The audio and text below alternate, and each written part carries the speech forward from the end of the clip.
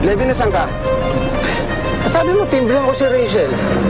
Wala akong cellphone number niya, kaya papunta ako sa kanya ngayon. Pumunta ka sa San Felipe. Kunin mo si Joanna. Bakit na naman? Nalaman ni Edmundo na nandun siya. Hindi ko alam kung paano. Tawagan mo siya. Pupunta ako ngayon sa inyo. Kailangan makaalis si Anita ron. Nagsimula na mga kwatlo. Sige. Ano ba si Levi? Ha, naku wala, umalis. Hindi ko nga alam kung anong oras darating yung batang yun eh. Layo pala nito sa inyo, Ninang. Dalawa lang po ba kayo ni Levi dito? Ay hindi, may kasama kami. Kakatawag nga lang ni Jonathan bago kami makarating dito eh. Sabi niya, may mga dumaan na daw din sa bahay namin. Mabuti na lang naitakas ako ni Apple. Mabuti na lang. Pero mabuti na rin yan. At least magkakasama na tayo dito ngayon.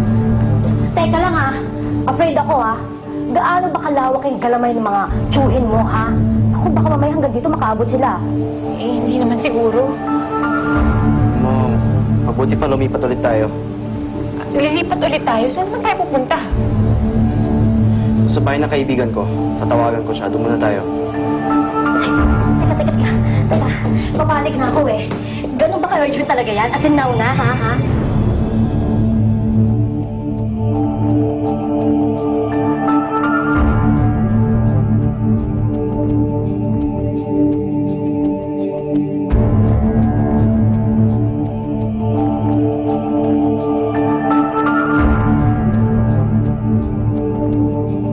Sino po yung kasama niyo dito? Ha?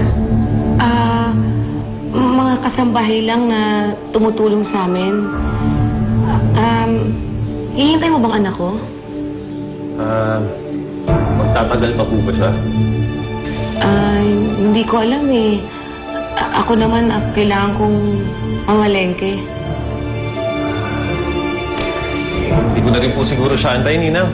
Mauna na rin po ako. Oo, sige, sasabihin ko na lang kay Levi.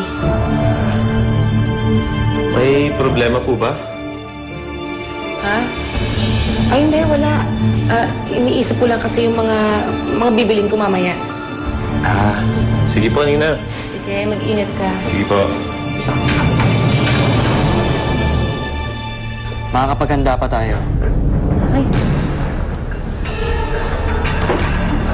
Di ba sabi sa'yo ni Rachel, huwag ka nang babalik pa dito? Maghanap na kayo ng ibang tirahan. Delikado na kayo dito. Levi, wala naman nakakita sa amin dito eh. Ligtas tong lugar na to. Kulit niyo naman eh. Kung ako nga nahanap ko, sila pa kaya? Yung address ninyo, nandun sa kasong isinampan ninyo. Teka lang ha.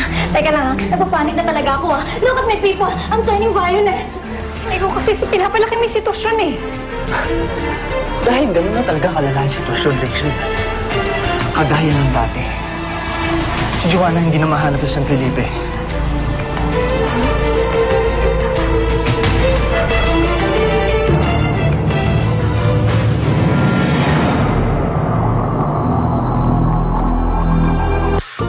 Tapos na ang eleksyon at